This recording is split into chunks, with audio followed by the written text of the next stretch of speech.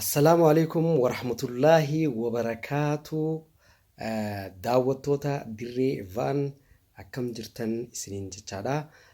Akkuma tanaan dura baallama seennetti baallama keenya yeroodhaan eeguu baannullee gaafilee gaggaafatamnee deebisuudhaaf hanga dandeenyitti kan yaallu taana jechuudha. Durarratti warreen gaafilee nuuf dhiyeessitan hundi keessanuu galatoomaa isiniin jechuudha barbaanna jechuudha. Garuu gaamman tana yeroonii fi sagantaa kana hordoftan dura dirree Vaan laayik gootanii fi sabskiraayib godhuu dirqama ta'a jechuudha. Maaliif hojiileen isaan hojjechaa jiran hojii jajjabaachuu qabu waan ta'eef tanaafuu hanga dandeessanitti commentiis godhuu deebitanii subscribe shares godhuun dirqama ta'a jechuudha. Gaafileen gaafatamnee hedduudha hordoftoonni keenya nu gaafatan san keessaa hanga dandeenyetti ni deebisna. Kagarii gaarra guddaan gaafuma takka irra deddeebisaniiti kan gaafatanii haaluma ta'uuti gaafileen achi keessaa murtaawaa ta'ee filannee akkasumatti isiniif deebisuuf qophoofneeti jirra jechuudha. Hundi keessanuu warreen sagantaa kana daawwattanii fi akkasumas warreen gaafii na gaafatan hundi keessanuu galatoomaa isiniin jechuu feena jechuudha. Gaafiin durarratti nu gaafatame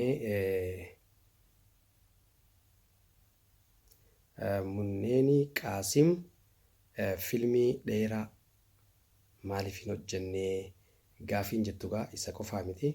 Hayaati Yuusufis filmii dheeraa maan hojjenne akkasumas intala teetis akkasuma filmii keessa maaliif hin daballe waan jiru. Gaafiin isa gaafachuu barbaadu. Filma guutuu hanga akshinitti hanga deemu dalaguun ni danda'a jeetiin itti amana. Maaliif filma dheeraa maaliif hin daleenedha gaafiin kee takka? Filma dheeraa maaliif hin daleene? Filmi isaa dheeraa akka nu hojjetu.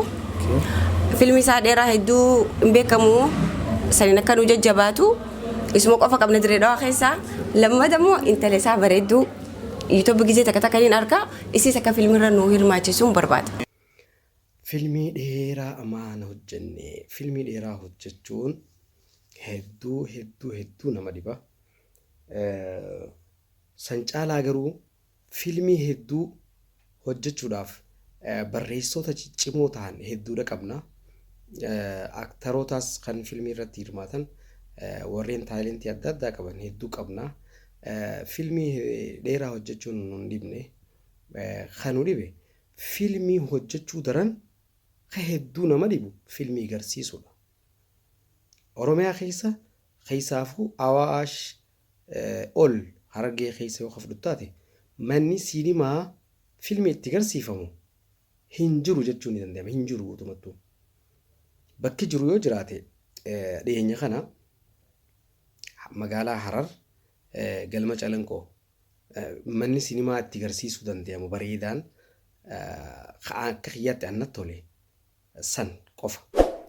Direedhaa yoo fudhattu taate mana siinimaadha. Gaafa Minilikii fi Haayile Sillaaseedhaa kan galma siinimaa Impaayirii fi Maajistii kan jedhamu. San immoo filmii keessatti ta'anii ilaaluu sa'a dheeraa dhiisiiti keessa dhaabbachuun nama ulfaata jechuudha. Tanaaf tan biraa immoo kan nama dararu guddaan filmuma kanaahuu qabattee magaalaa Oromiyaa keessa deddeemuun filmii akka hin daleene si godha. Abdii si kutachiisa. Fakkeenyaaf fudhannee dhiyeenyuma kanaan isiniima.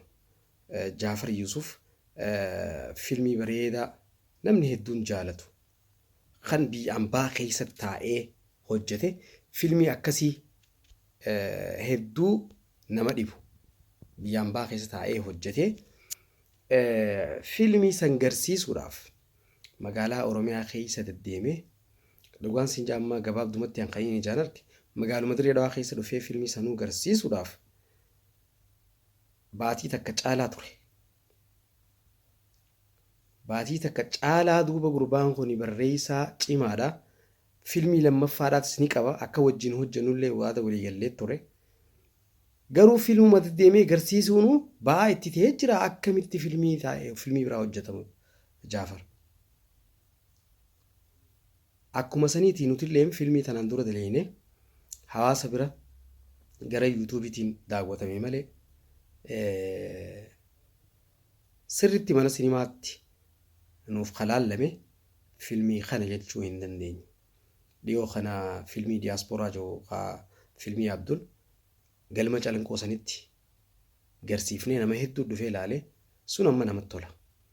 Inumaa guyyaa sana hedduu gammannee fiilmii biraallee akka jalqabnu waliif gallee jechuudha. Fiilmii hojjechuurra garsiisuun nama dhiba. Hojjechuun immoo haalaan nama dhibuu isaa ka beekuu dandeessu. Iskiriptiin takka hoggaa lafa taa'e. Iskiriptiin sun barreeffamee hoggaa dhufe aktoroota achirratti hirmaatuu fi baasiilee fiilmii saniitiif barbaachisu yoo xiqqaate maallaqa biyya teenyaa qarshii 200 olis barbaachisa. Maallaqa sana harkachuun akka jabaa.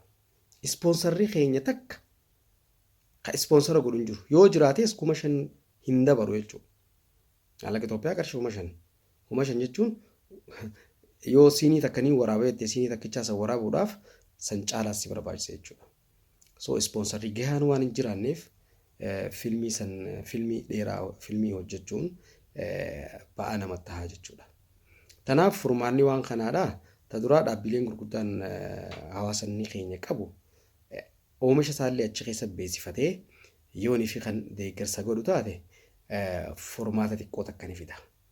Katti aanu immoo gara mootummaatiin galmi babbareedaan Oromiyaa keessa kamana sinimaa dargaggeessni hedduun keessa taa'ee fiilmii ilaalu. Kan isaanillee walgahii garaagaraa itti godhatan yoo kan ijaaramu ta'e hamileen fiilmii agarsiisuudhaas keessanii dhufaa jechuudha.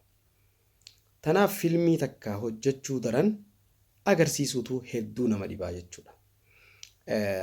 Namni biraa ka fiilmii hojjetu saba biraa ta'ee fakkeenyaaf afaan Amaaraa fa'aa yoo kafalu taate isaanoo akkamii hojjetan waan jiru laallee ture.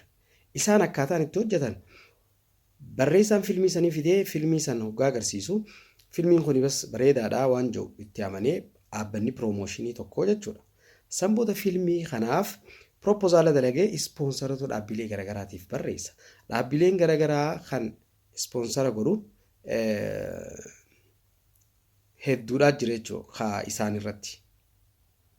Fakkeenyaaf amma dhugaatiilee garaagaraa kan alkoolii kana kun amma gaanuti gizee hedduu dura fiilmii keenya irratti oomisha isaaniitillee akkana achirra dhaadheessuu san xiqqoo namni hedduun waan nurraa muufatuuf san hin barbaanne haaluma ta'u garuu dhaabbileen biraatillee isaan kana inni godhaa jechuudha. Maaliif nuti hin goone isaan godha jennee gizee ilaallus irra guddaa maal jaanseete amma baankootaa yoo kafru taate baankii tanaan dura naan jee jira. Baankii kanallee jechuun fedhu beeytaa keessan kun afaan Oromooti. Oromoo qofaatu laalaa. Ka isaanii wanni godhamuuf guddaan afaan Amaariffaatiin waan godhamuuf jecha sabaaf sabnoota biyya keessa jiruun afaan kana beekanii. Tanaafuu nuti oomishni keenya achirra nuu beeksisamuun dhaabbanni keenya achirra nuu beeksisamuun san sabni hundinuu akka nuu daawwatu san waan barbaannee fi tanaafuu maaliif afaan Amaariffaa hin hojjenne waan nuun jaaniif jira jechuudha. Akkasitti maanajara baankiiti qajee tanaafuu waan godhuu dandeenyu jiru ayyee galatoom jennee biraa deemnee jechuudha. Tanaaf ka isaanii san osoo ganaa fiilmiin san hin dalagamini ispoonsara bakka adda addaarraa walitti guuranii san booda fiilmii sanarratti investi godhanii jechuudha. Fiilmiin isaanii istaandaardii eeggatee akkasumas aktoroota filanii maallaqa isaanii waan ta'eef jecha filanii bifa saniin fiilmii san dalagan. Eega dalaganii fixan booda abbaan fiilmii sanii akka keenyaatti Oromiyaa keessatti deemee fiilmiin agarsiisaa yookaan immoo naannoo isaanii deemeetiin agarsiisaa abadan hin jiru. Maaliif yoo jette dhaabbata piroomootara adda addaatiif jira kan isaanii kanarratti. Fiilmii hoggaa inni dalagee fixe miidiyaa garaagaraa irratti annaansu godhata. Fiilmiin akkana ta'ee jira waan jiru. Mana sinimaadhaa Finfinnee keessa hedduu jira kan isaanii. Mana sinimaa sanitti waliigalteedhaan godhanii jechuudha. Parsantiidhaan waliigalanii. Inni osoo filmii sanii magaalarra hin oolin osoo namni ganaa mana sinimaattuu hin laalin inni tirfii isaa lafa kaayyatee jira. Manuma sinimaatti guyyaa takka agarsiifamu galiin isaa galee jiraaf jechuudha. Kan biraa ka guyyaa lammataa agarsiisu torbaanta guutuu gaa filmuma isaa laalta Finfinnee keessatti tirfii isaatii jechuudha. Inni torbaan san filmiin isaa agarsiifame booda naannoon garagaraa akka deemee agarsiifamu dhaabbata piroomotaraa wajji walii galee naannoo sanitti inni guyyaa san nama amanutti CD kannee CDuma san deemanii achi agarsiisan malee CDuma san namni inni amanu fuudhee deema san booda mana sinimaa sanitti namni ilaaleef maallaqa akkaawuntuma naqamaaf piroomotaraa inni filmii sanii walii galtee uume jechuudha. So gama keenyaa kan dhuftu yoo taate nuti yoo filmii kadaleenu filmii itti rakkannees itti cinqannees filmii sayyoo kadaleenu taate dhaabbanni piroomotaraa naannoo adda addaa jiru filmii keessan biyya keenyatti kottaa agarsiisa. Nuti tuutu baasii barbaachisu asii godhee galii argamurraa parsantiin adda qooddanna kaja'u hin jiru. Tanaaf filmii dalaguun filmii dheeraa dalaguun kan ulfaatee jiru jechuudha. Sun warri filmii dhedheeraa maandaleene kan jettan bifa saniin haalaallu kana jechuudha. Dhugaan jirtus tanuma. Gaafii maammeen na gaafate immoo. Gaafiin duraan dursee gaafiin gaafachuu fadhuu biyyattii hedduu yaada biyyattii isaan keessatti maaltu akka deemu jiru maal akka deemaa jiru hunda akka nuuf ibsu itti aansee daabboo fi shaayii waan taate gatiin siidii sanga taate deebi'ee akka nu deebisu saniin gaaffii qaba. Direedoorra haalli direedoo maal fakkaata? Daabboo fi shaayiin meeqa taate kan jettuuf yeroo hedduu beektaan daabboos tanuma bitamtee nyaadha. Shaayis tanuma danfisamtee taniin dhugu jiru. Yeroo kaaffee teenyee buna dhuynu fa'a shaayis gizee dhuynu kaaffeedhatti shaayiin qarshii 10 taatee jirti. Daabboon immoo qarshii fishilingii qarshii 2ttis tan gurguramtu ni jirti. Qarshii 5ttis gurguramtu daabboon numa jirti. Tanaaf maammee akkasitti naa hubadhu daabboo fi shaayiin gatiin dabalee jira magaalaa Dirreedawaa. Haalli nageenyaa immoo durirraa amma tasgabbooyite fakkaatti magaalaan duraan beektaa qaamotummaa keessa kan jiru yeroo hedduu kan jeequmsa uumuu jiru armaa battaanyi jaamaa isaan tuutu yaa'ii uumuu jira. Akka qorannaan gaggeeffametti sanboota isaan hiikkachiifnaan nageenyi bu'ee ja'anii nutis gaa san tahuu hubannee jirra jechuudha. Kanaafuu haalli nageenya Dirreedawaadha ammaan tana durirra wayyaadha. Umar Walloodha inninis gaafii bareedduu na gaafate. Komentii YouTube irraa keessaa tokko Umar Walloodha. Kilippii hanga meeqa daleedee jirta? Kilippii hedduu dalagteeri shirmaarkee jaati. Filmiin daleedee hoo waan jiru na gaafate. Kilippii afaan Oromoo hedduun dalage. Kanumaan yaadadhu habbaa 89 ni ta'an. Takka takkaayyoo kan laallamu taate. Filmiin dalage immoo 9 ni ta'a. Kan uummata bira ga'ee fi kan geenye jidduu jechuudha. Kan uummanni daawwatee wajjin. Diraamaaleen immoo hedduudha. Filmiin 9 sanirraa fi aartumarraa hoo wanni argame hoo waan jiru irratti aartiin afaan Oromoo gara maallaqaatti hin jijjiiramne akka hin jijjiiramnes waan hin beekuuf jecha maaliif hin harkatii waan jiru irratti hanga ammaa xiyyeeffannaan goone hanga ammaatti wanni irra jiru hojjechuma irratti maaliif Dr. Ali Birraan Arraantana maqaan isaa Doktara maqaa guddaa qaba. Hawaasa biratti hedduu jaalatamaadha. Sababni itti ta'uu danda'eef guddaan hojjeteeti. Yoo hojjette maallaqnis boruu ni dhufa. Beekamtiinis jaalatummaan akkasuma ni dhufa waan jiru irratti fakkeenya isaan godha yeroo hedduu. Kanaaf akka isaatti Doktara ta'uudhaaf amma hojjechuu qabda. Inni gaafa san hojjete gaafa biyya keessatti afaan Oromoo wallisuun hin danda'amne rakkoo meeqa keessa dabree afaan Oromoo sadarkaa kanarraa akka gahu nama godhe keessaa tokko waan ta'eef nutis akka isaatti yoo hojjennu taate boruu Doktara ta'uu ni dandeenya ni dandeenya waan jirutti waan amanuuf hanga ammaa galiiwwan kanarraa harkadhee kajiruus dalagee kaniiwwan kanarraa harkadhee jiru akkana jee kan hin dubbadhu hin jiru irra guddaa akkanumatti hawaasa keenya bashannansiisuudhaaf hojjechutti kan jiru gara maallaqatti hin jijjiiramne artistoonni keenya hedduun isaanii warri na dura akka malitti artiidhaaf wareegama kafalleen hin harkatiin hedduun isaanii waan jiraniif keessattuu amma artistoonni kilipii fi sirbaa afaan Oromoo dalagan ammaan tana karaa adda addaatiin galii harkachuu danda'an saniifuu namoota takka jechuu dandeenya hedduu isaaniitii miti jechuudha. Tanaafuu karaan akkasiisan banamee hundi keenyaa walqixa taanee yoo hojjennu taate nuti illee akkasitti fuulduraaf ni hojjennaa jechuudha. Tole namni gariitiis gaafilee na gaafatan bakka takka hangaan danda'u deebisuutti hin jira. Warraan hin deebisnes dhiifama naa godhaa yoo Rabbi jee sagantaa bal'aa kan gaafii deebisaa irra goonu waan jiruuf san irratti akka gaariitti ibsuun hin danda'a. Namni gariis wanni naan jaamu diraamaaleen irra guddaa diyaaspooraa irratti kan xiyyeeffatu maaliif ta'uu danda'a waan jiru na gaafatanii jiranii. Suuwwanni ta'uu danda'eef diraamaalee nama biyya alaatii dhufe nama biyya alaa waan jiru irratti diraamaa gabaabaallee ni qabna. Suuwwanni ta'uu danda'eef hamilee hedduu kan fayyaada haa jabaadhaa wanni isin taleeta waan akkanaatii je'ee komantiidhaan kan cinaa dhaabbatu akkasumas seenaalee adda addaa kan nutti himu wanni akkanaas ni jira maa kanarratti hin daleene kan nuun jiru diyaaspooraa waan ta'eef tanaaf nama nu hordofu isaanii waan je'uuf saniif diyaaspooraa irra deddeebisnee diyaaspooraa kan jechuu dandeenyeef sanii fi oodiyensii keenya hedduun diyaaspooraa waan ta'eef tanaafi amma garuutu jijjiirree jirra diyaaspooraa ala kan biraatis hojjechuu jirra beektaa diyaaspooraa kan je'ameef diraamaa keenya keessattuu hara naannoo keenyatti irra guddaan ijoolluma diree dhawaatii dalagaa akkana namni hedduun ni ja'a. Namni heddummaachuu qaba. Keessattuu amma yuutuubii adda addaatiin argu jira.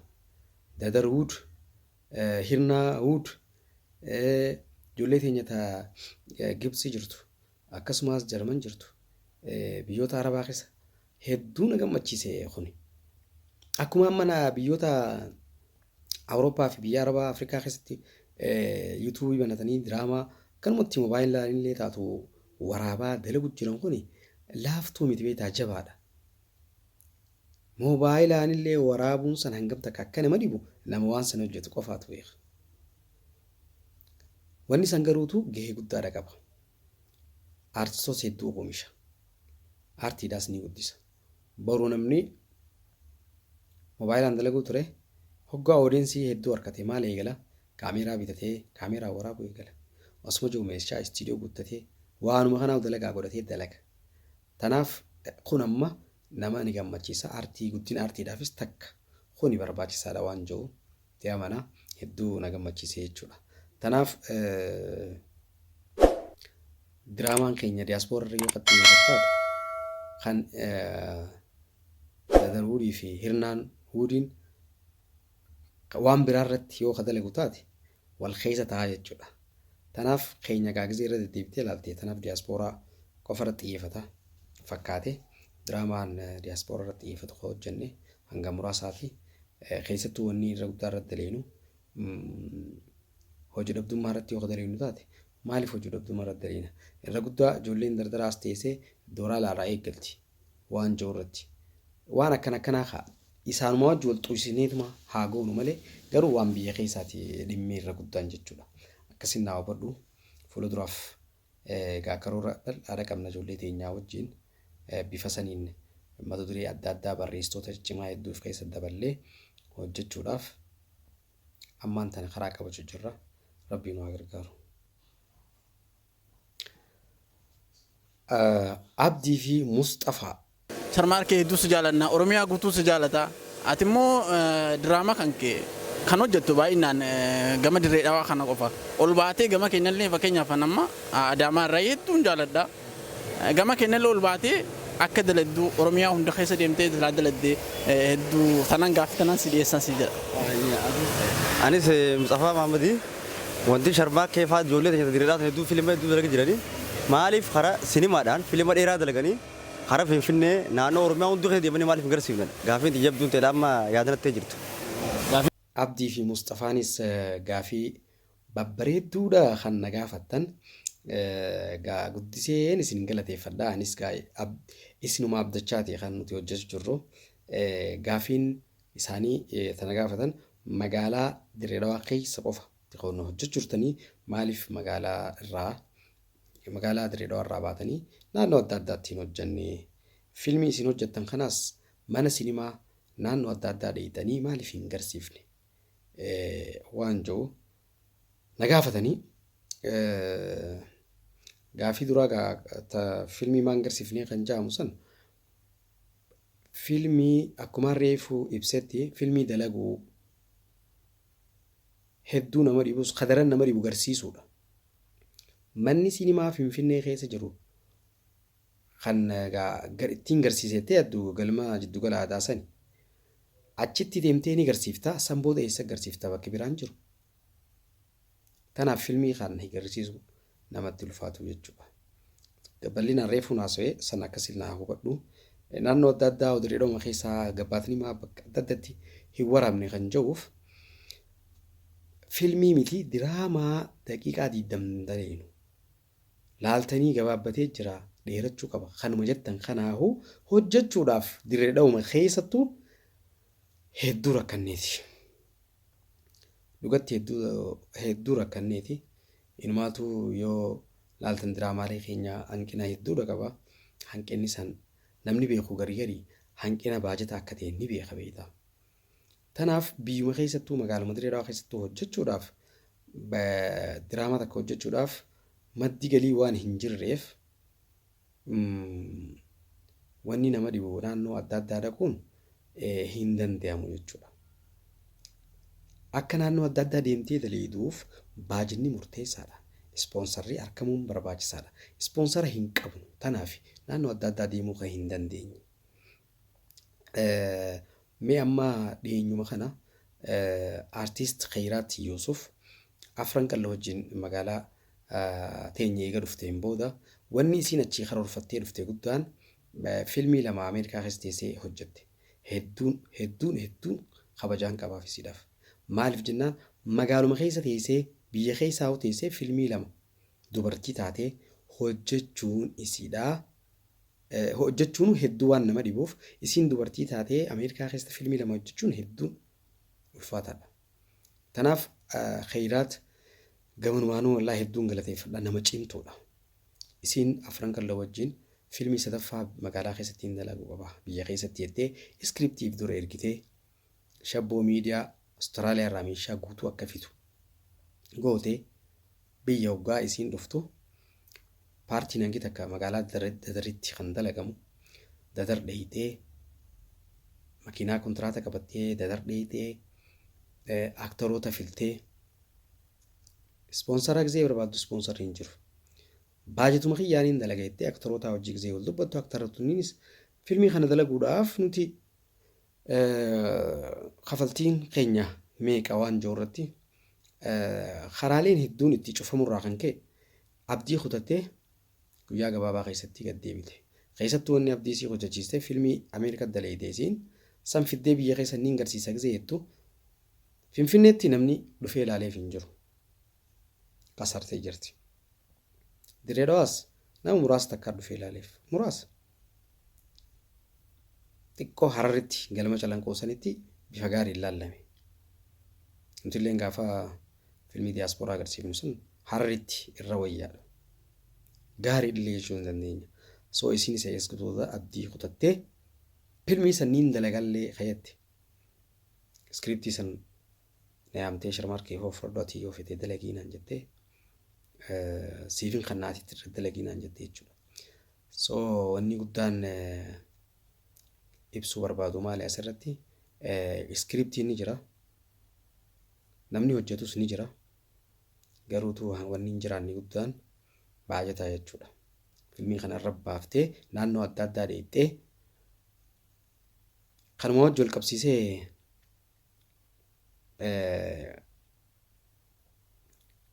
namoota adda addaa wajjin artistoota naannoo shawaa jiran loqotoota adda addaa maaliif keessannee jaanii namoonni hedduun gaafatanii jiranii kanaa wajji wal qabatee deebisuu barbaadu. Tanaan dura ati waggaa meeqa durallee ati waggaa yoo xiqqaatee waggaa 7 ni ta'a. Filmii Handaarii jedhamu tokko barreessaan filmii sanii Zeenii Kadir jedhama. Zannaban immoo daayirektera Harmee Promotion baajeta itti baasee yuunivarsiitii Haramaayaa irraa deeggarsa xiqqoo takka harkateen filmii kana akkamitti dalaguu qabna. Loqotoota garaagaraa artistoota naannoo garaagaraa itti hidhaanee filmii bareedaa karaa bareedaa qabu haa hojjennu waan jirurra wal mari'annee Dirreedhaa irraa nuti Amboo irraa Arsii irraa Wallaggaa fi akkasumas kutaalee garaagaraa irraa yuunivarsiitii Haramaayaa keessatti hedduu itti dadhabnee daleelee filmiin san filmii istaandaardii gate bareedaa kana filmii kana eega daleenee itti dadhabnee fixnee booda garsiisuudhaaf abbaan piroomooshinaa Harmee Promotion eega gaafa sanii rifate hanga amma aartiitti hin deebine jechuudha. Harmee Promotion hin agarree waan eegas booda. Barreessaan filmii sanii barsiisaa yuunivarsiitiiti. Zeeniin barsiisuu dhiisee aartii irratti xiyyeeffatee eega guyyaa sana abdii kutatee dhugatti waa'uma aartiitu haasa'uun barbaadu inni jechuudha. Zannabanis akkasuma. Maal isinii barbaadeeti filmii sana eegee xumuramee booda yuunivarsiitii Dirreedhaatti kan eebbisne. Yuunivarsiitii Haramaayaatti dhiifama garsiifne barattoota yuunivarsiitii Haramaayaatti kalaalee barattoonni immoo qarshan shaniin kalaalanii namni hedduun dhufee yoo ilaalee parsantiin hangita akka barattoota achi jiruuf kan galu. Sanboota magaalaa Dirreedhaa nama 300 kan ilaale sanuu kadhannee mana ulaatti daddoine namni dhufee ilaalu hin jiru 300. Sanboota Adaamaa nam 9 ilaaleef abdii kutatan. San gubbaan garsiisuun waan gamta akka ba'aa nama dhiba. Naannoo san dheeyitee galma san hayyamsiiftee annaawsii gootee tikeeta gurguru hedduu nama. Filmii sanis daleelee deebitee ati aktara filmii sanii taatee deemtee gisee tikeeta gurgurtu. Tanaaf karaan hedduu cufaadha. Yeroo sanitti jechuudha. Ammaas yoo hafuune yeroon ammaa banamaadhaa. Amma faandaleeni amma yeroon jijjiiramtee kan jaanis ni jira. Aartiidhaaf garuu yeroon ammallee ani tanuma duraanii waanuma takka takkaaf fooyyee malee hin jiru aartiidhaaf. Dhaabbanni dhuunfaa miti mootummaas ta'ee ispoonsara yoo gaafatte 5,000 ol kasee kan jiru sanuus salliixa sirraa baasanii 5,000 kan seeqan. Ispoonsaruma sana argachuudhaaf 5,000. Dheenyuma kana barreessaa kitaaba 4 ol dalagee Abrahaam Tasammaa namni hedduun ni beekani na wajji wal qunnamee kitaaba hedduudha akka dalagee agarsiisee ilaaleetiin dinqisiifadheeni filmii akkanaas katabeetiin jira. Bas filmii qeelaa ni ilaallaa jennee filmii isa waliin ilaallee Dirreedhaa keessa baatii 2 ol hojii isaa dhiisee warra dadariini hojii isaa dhiisee naa waliin turree kaastii filuudha. Ispoonsara barbaaduun hedduu nu darare. Bakka ispoonsara xalayaa galchine baallama 7 gisee deenu asin jiru biyya biraa akkana kunneeti 7 baatii takka sanboota deebee 2,000 baasee kan nuti isa deddeebi'uuf wacee hedduu baafnee jirra. Haaya duuba yeroon jijjiiramtee jirti amma dalaguu qabna jennee yoo muranu taates ispoonsaraan ala dalagamuu hin danda'amu duuba akkamitti daleena waan kana. Akkasitti Abrahaam Tasammaadhaa eegaa waraabbii kaameraadhaa hunda wal dubbannee yaada istiidiyoo wajji walii gallee waa hundi eegaa ala mijjeessinee booda baasiin ispoonsaraa argamuu dhabuudhaan filmiin san hin dalagamne. Abrahaam Tasammaa abdii kutachuullee baatu abdii inni qabu san xiqqoo hamileen isa tuqamtee akkasitti dhiisee jechuudha. Tanaaf Filmi isaa san amma baadiyyaa keessatti dalagama. Magaalaa qaba. Seenaa bareedaa kanamuu keessatti farku namaas ni bashannansiisa. Waan akkasii hundi yaaddamee gisee yaadu namni amma kuni barreessaa cimaadhaas Abrahaam ni beeka. Nama biroos hedduu jira waan akkana qabu. Mee namoota kunoo akkamitti dalagan? Kanutuuhu akkamitti ispoonsarri argamaa fi eessa dhaqanii barbaadanii jennee nutu kanatti mashaqaa harkine kasilaa hin beekinu waan kanatti ida'amuudhaaf akkamitti hamilee harkata. Sanii aktaroonni hangaarraa filmii fi diraamaa hojjetan ijoolleen teenya hundi isaanii haa galatoomanii dhugaa baasii gahaa osoo hin arganne waanuma guyyaa itti oolan laffaa rakkachaa cinqamaa roobaa fi aduu keessa dhugatti akkasumas nuun istiidiyoo yaadaa istiidiyoo kafaltiin gahaan osoo hin kafalamnee fi dhugatti hanga amma isin itti nu agartan kanaa hojjennee isaanii wajjin jechuudha. Haa galatoomanii duuba amma yeroon jijjiiramtee jirti. Yoo kan jennu taate maaliif akkuma uummata kaanitti ispoonsarriinis argamee bakka hayyama gaafattu waraabuudhaaf osoo oliif gastiin deddeebisnee waraabuudhaaf haalli siimaa mijoone waan jettu irratti yaade darara hedduu qaba. Tanaaf diraamaa gabaabaa isin teessanii ilaaltan kanaahu hedduu rakkannee daleena filmiin san daran mashaqaa nama buusa. Waan akkasiiti jira san akkasiin naa hubadhaa hundi keessanuu warri gaafii kana na gaafattanii fi gaafachuufis yaada qabdan jechuudha. Eliyaas Muusaa gaafii ni na gaafate. Filma tokko keessa garuu dalagu yeroo meeqa wallahi jee kakatee jira amma yeroo meeqa kakatan. Diraamaa keessatti yeroo hedduu ni kakattaa naan jedhe. Hai anniin kakadhaasa jeetumaan diraamaaleen an dalage hunda keessa babbaseeti lallaale. Gaa diraamaa kam keessa akkaan kakadhe illee hin yaadadhu. Garuu yoon kakadhu ta'e diraamaa wantiif jecha silaa godhuu baadhee bareedaadha. Tanaaf kana fuula duraaf ni sirreessina. Akka kiyyaatti anniin sirreessa gama kiyyaan. Waan bareedaadha kan na gaafatte. Yeroo hedduu beektaa gaafiileen komentii irratti dhiyaatu yuutuubii keenya irratti baneen ilaala. Gaafii sirriiti waan akka nuti if eenyuuf waan balleessinu yookaan waan dongora uumamuuf dongora uumamee kana akka sirreeffannu waan nu godhuuf jecha gaafii sirriiti gaafatte galatoomii siin jaa jechuudha. Birraa miidiyaa inni immoo gaafii babbareedaa na gaafate. Gaafiin isaa natti tolee jira galatoomii birraa gamanumaan industirii fiilmii afaan oromoo guddisuudhaaf fedhiin keessan akkamii waan jiru irratti industirii fiilmiidhaa akka guddatuuf dhugaa yeroo hedduu nama qaamaan wal agarree hojjaa sunus akkamitti industiriin fiilmiidhaa guddataa waan jiru irratti hedduu wal mari'achaati kan jiru. Dirreewudii kanaa guddisuudhaaf amma obboleessa kiyyaa Fuad Abdullah Mazgaajaa galatoomaa Atlaantaa jiraata. Abbaa yaada kanaatis isa too inni amma yeroon fi dirreedhaa ol seentu akka Hooliwuditti. Hooliwud ta'ettu san dirreedhaa ol seentu gaara keessaa Dirreewud ta'ettu kana hunda goonee istiidiyoo istaandaardii eeggate dirreedhaa keessa dhaabnee namoota ciccimoo mindaa kafalaa fi bifa saniin hojjenna waan jiru irratti isaa wajjin wal dubbannee jirra. Nama godhullee inni bifa saniin gaa haala obboleeyyan keenya irra guddaa isaanii warra Atlaantaa jiraatu walii galanii bifa san itti yaadu jirra. Industiriin fiilmiidhaa aartiin afaan oromoo akka guddatuuf industiriin fiilmiidhaa barbaachisaadha. Aartumaa akka guddisuu danda'u industirii fiilmiiti san qabaachuu dhabuudha. Kan aartiin akka guddanne kan taasise jechuudha. Diraamaalee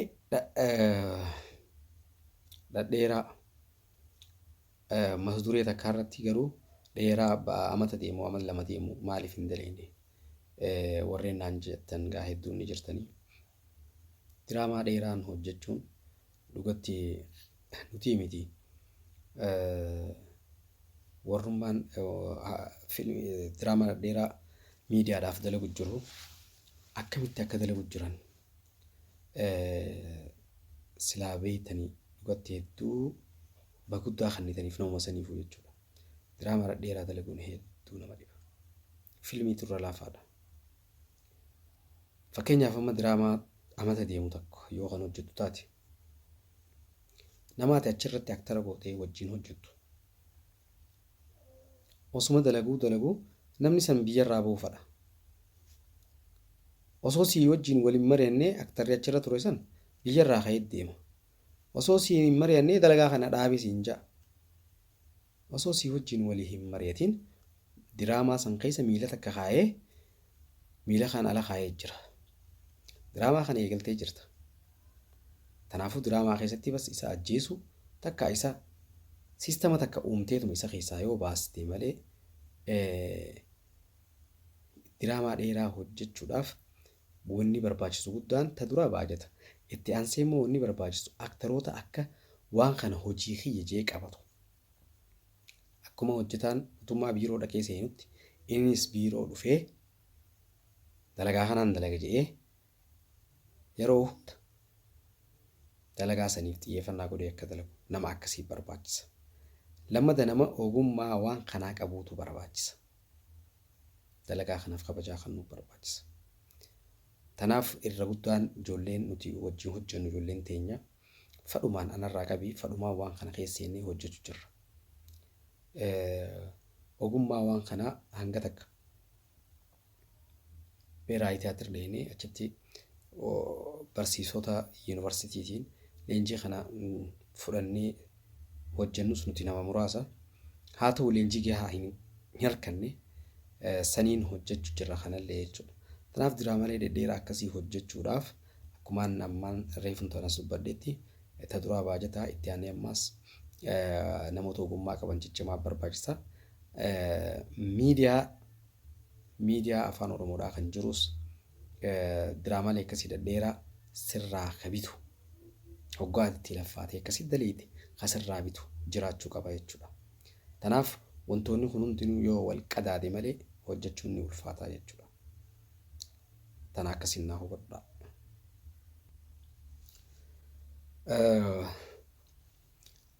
Obboleessa kiyya Magarsaa Usmaa'il innis gaafii na gaafate. Artistii teenya jaalatamtuu fi kabajamtuu Liinaan bakka bira dhufte takkatti mucaa tokko wajjin hojjetan ture. Achirratti mucaan akka malee morma kana qabeetii ol kaaseen. Amma duraas dubbiin kun lama ta'ee ijoollee biyyaa hojii filima takka yookaan obsa gubbaarratti obsa gubbaarratti dalagan achirratti ol kaasan yeroo hedduu ijoolleen biyya keessaas biyya alaatiis Awurooppaa keessaas wanni jechaa turan xaasanii doo jala kaayeeti ol kaasaa bakka sani xaasanii doo jala dhaabaniiti ol kaasanii jechaa turan. Kanagaa nurraa gabbu'ee hammaan tanagaa paartii amma deemu kana keessatti gurbaan gizee ol kaasu san bakka sanuu akkam ifa akka nu godhu gizee laalluu achi bira xaasanii doon hin jiru ilaa miila isaa jala akka ol kaase. Diraamaa keessatti diraamaa bakka fiilmii obsaa jiru san irratti fi Dooktar kan jiru bakka ol na fuudhanii na fannisan hagarii xaasaa ni doora dhaabbatee jaanii deebisaa kan naa deebisii gaafii jetteef beeytaa fiilmii Dooktar jiru kuni dura dalagameeti yaanni isaa dura katabamee iskiriiptiin kuni obsaatu dura dalagame. Obsaatu waraabbiin isaa dura waraabame. Soo gizee obsaa waraabnu akkaataa isaan itti ol na fannisan nama sadii ture isaan ani oliin utaalaaf hoggaan utaale gidaaran na qaban kan gadi hin buune jechuudha. Bifa saniin kan waraabuu dandeenye aktoroonni gurguddaan gaa fiilma hindiitiif kanneen hoggaa hojjetan nama takka gizee dheefaa akkana samii keessa ol ta'u haadaatu mudhii isaatii fi bakka 4 bakka 5 itti hidhamu hoggaa inni xiqqoo tuqe haaduma san ol harkisan isaan ol harkisaniiti san booda haada kana editingiidhaan irraa muran. Mee irra guddaa akkaataa fiilmiin itti dalagamu YouTube seentanii yoo ilaaltan siif himan gubbarratti akkaataa fiilmiin itti waraabamuunis garsiisanii haadaan dalagan fooqii tanarra faa gizee deemu haadaani ka deemu kan godhu nuti gaa teeknooloojii akkasiisan hin geenye hanguma dandeenyutti goona jenneetuma hoggaanan ultuwaaleef naqabani jechuudha. Fiilmii Dooktarra Joosan immoo yaadni kun sanii wajjin illee xiqqoo nafanni sun wal fakkaatullee yaadni kunis duraan katabamee waan taa'eef jecha bakki san nama bashannansiisneetuma itti idaanee waan san goone ka Dooktarra irratti gaa ol naqabe Toofik Jaama inni gaa anaa mitiiti ana 15 nama ol fuudhu isaas akkasumatti nutaalee fi naqabe gitaarratti eega naqabe booda gaa kaameraanis daqiiqaa muraasaaf yaa dhaabbate na hudhee inni akka malee na hudhee uwwi na hudheeti daqiiqaa hedduu turuu hin dandeenye jechuuma san dubbadheetuma akkaan gabbuutti miilaas gizee fudhatu miilaas kophaa fudhate gizee miila fudhatus haareetti bu'eetiif kan naqabe jechuudha. Akkasiiti gaa namoonni garii ol fuudhuu ni danda'an jee kanammoo ol na fuudhiif na yaaleellee ni jira. Na yaalee na hin danda'amu akka jabaadha ol na fuudhuun kiiloon ideetiin jira keessattuu bakka durii miti amma ideetiin jira kiiloo. Tole gaa obboleessa keenya Hundarraa Shariif. Maaliif artistoota Oromoo karaa olii jiran kanaa wajjin maaliif wal taatee hin hojjannee hin jaan? Gaafiin isaadhaaf fiilmii hoggaaniif hojjette yookaan diraamaas taanaan aktiroota haaraa maaliif hin uumne gaafii jettuuf deebisaan isaa gaa yoo kan agartan taate yeroo hedduu dirree irratti keessattuu yeroo ammaa diraamaalee dalagu jiru irra guddaan ijoollee haaraa ijoollee duraanii yeroo takka keessa naqaate kan jirru aktiroota haaraa uumuu jirra jechuudha. Fiilmii diyaaspooraa joos yoo ilaaltan namni achi keessa jiru namni duraanii lakkoofsa kophaati. Akka jirutti ijoollee haaraa achi keessa hirmaate ijoolleen Harar irraayis Awwadaa irraayis Dirreedhaa irraayis walitti hidhamneeti kan hojjenne fiilmii sanis gaa piroodiis kan godhe Abdul Marshal Artiidha. Ijoollee Awwadaa keessa jira akkasumas Hararis keessa jirti. Bifa saniin fiilmii sanillee kan hojjenne duruma gizee waan sayyaannu naannoo adda addaa irraa ijoollee waliif finnee yoo kana kan hojjennu taate namoonni naannoo sanillee yoo achi keessatti farke hamileen aartiidhaa keessa dhuftee fiilmii biraallee matuma isaatiin qopheeffatee hojjechuu ni danda'a waan jiruun yaadneeti bifa saniin kan goone jechuudha. Kanaafuu ijoollee haaraa uumutti kan jirru ammallee ijoollee haaraa tan fedhii qabdu hedduu isaanii akka isaan waliin hojjetaniif haala mijeessaati kan jirru jechuudha. Kanaaf ijoollee haaraa uumuun dirqama. Aartummaan akka guddattuuf wanni barbaachisu guddaan nama haaraa fiduun barbaachisaadha. San irratti dalagu jirra ammallee hojjechuu jirra jechuudha. Akkasiin naa hubadhuun jaan obboleessa kiyyaan. Leencoon Gaafiin sharmaakeedhaaf qabu kan gaafachuu fedhus akkamitti gama aartii dhufuu danda'e? Akkamitti gara aartii seenuu dandeessee gaafii jettu naaf dhiyeessee ture. Gara aartii gaa akkaan itti seene tanaan dura miidiyaalee garaagaraa irratti gaafii deebisaa naa godhan ibseetiin ture. Aartii keessa akkaan seenu kana godhe gaa durumaanuu magaalaa Dirreedhaa keessa jiraachuun akkuma nama aartii keessa jiruuti. Yeroo hedduu beektaa toora naannoo keenyaatti irra guddaa keessaaf magaalaa Dirreedhaa keessatti fiilmii hindiidhaatu daawwatama. So an fiilmii hindii kanaan hedduu ilaala.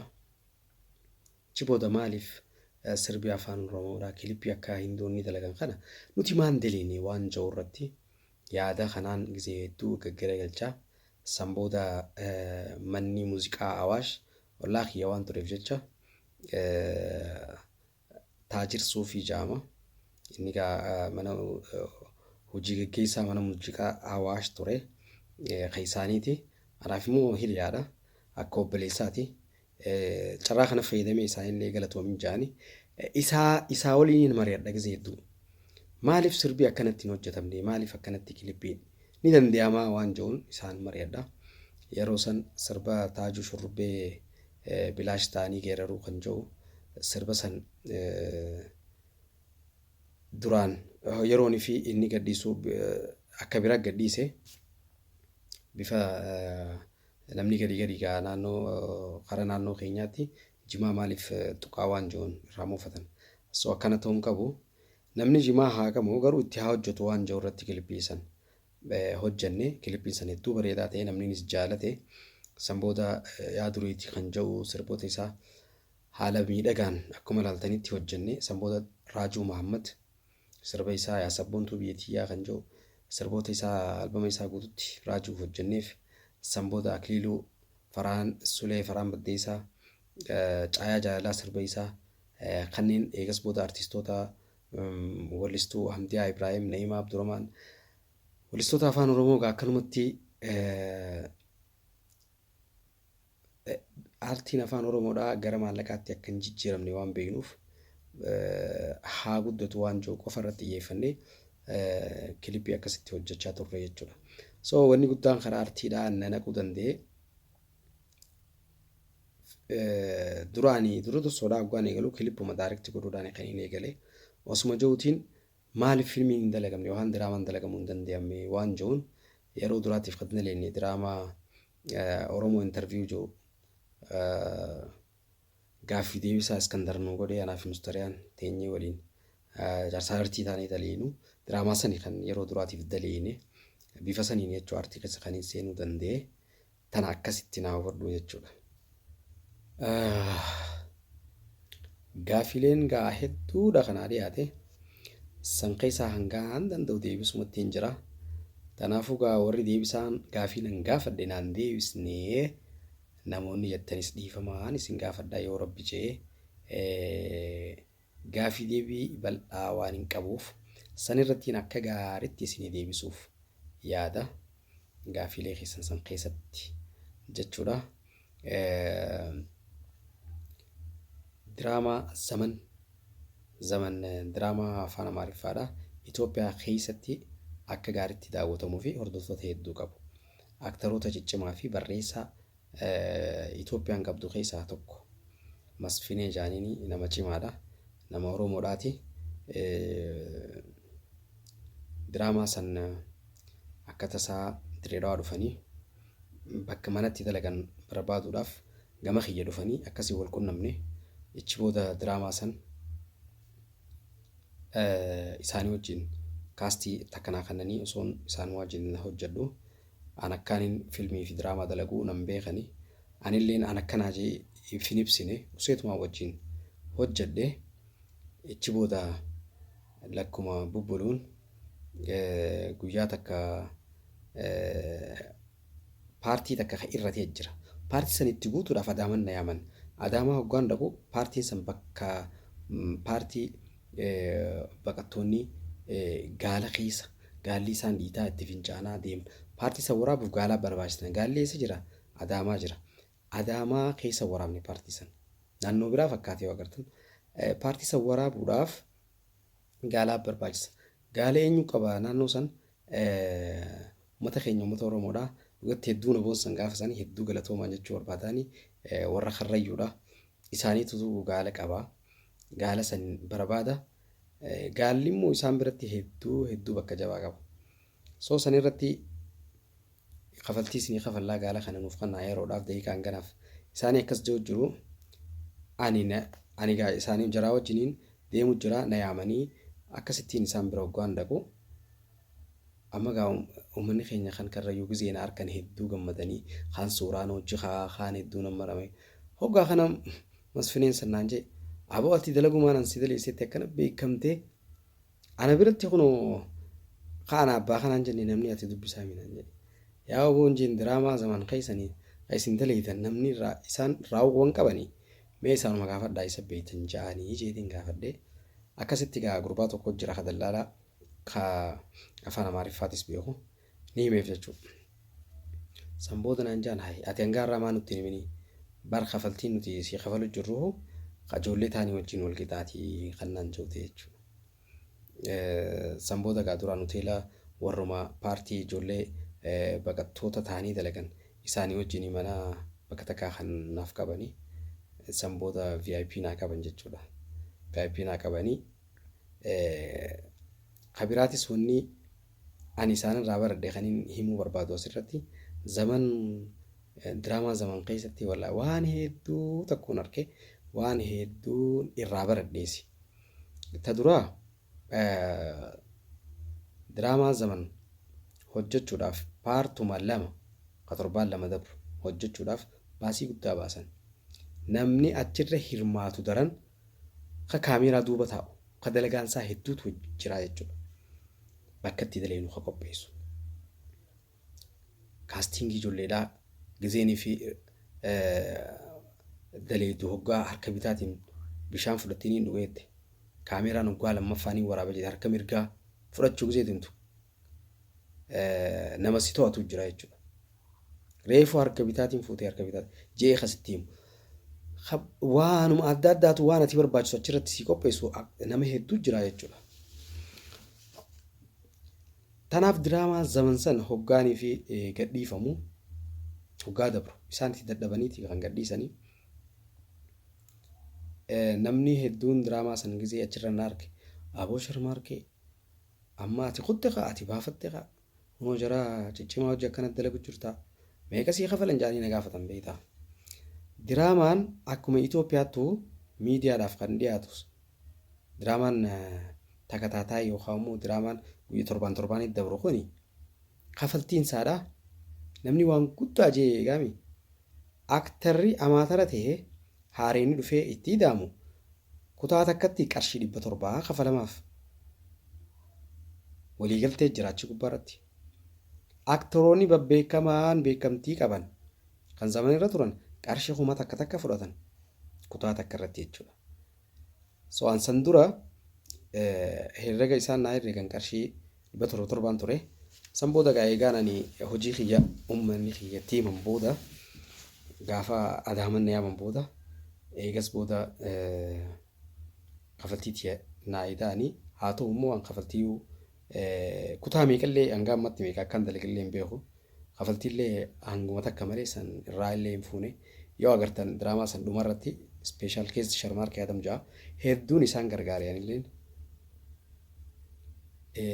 akka isaan yaadanii olittiin isaan gargaare inumaatu paartii kiyya guyya guyyaan itti idaati ansilaa diriira uummattiin isaan jalaafa ture hanga yaadaan hanga Somaaliyaadhaatti kana geessanii bifa saniin diraamaa san kan isaanii hojjedhe zaman keessaa akka maaliif baate kan jiru immoo maayii irratti dallaala hamaa waan ta'e jecha dallaalicha kiyyaa wajjin mana kee narra gubanii nu ajjeesanii waan hin du'eef keessaa na baasanii du'e gwaan siin joo ammas diraama irratti hin baana saniif hin behe diraamaan paartiin kiyya dhumee jechuudha. So manni zamanuu hedduu filmii diraamaa sana irratti hedduu dadhabanii miidiyaa biyya alaatti illee masfiinee sana hoggaanii fi biyya alaa dhaqu nama hedduu walitti qabee YouTube irraa galiin harka nu xiqqaadha ispoonsaraa nu barbaachisaa hedduu nama dadhabsiisa guyyaa takka waraabuuf maallaqa guddaa baasan jarri kun. Tanaaf akkasiiti saniif hayaat intalti ta'e maaliif diraamaa keessaa hafti hayaat immoo intalti ta'e diraamaa maaliif hin dalee hirmaachisuu qabdaa. An yoon hin hirmaachisu jee'oo isiin hin handiiftu maaliif fadhiin isii guddaan diraamaa dalagu waan ta'eef jecha.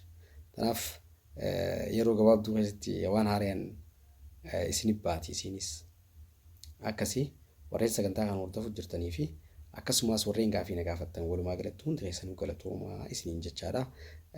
Gahangaan dandeetti gaafii na gaafattan deebiseetiin jira warri gaafii tiyyaan deebisnee jettanis intervii bal'aa waan qabu achirratti isiniif hin deebisa hundi keessanuu galatoomaa isiniin jechaadha. Dirree waan subscribe godhaaf galatoomaa.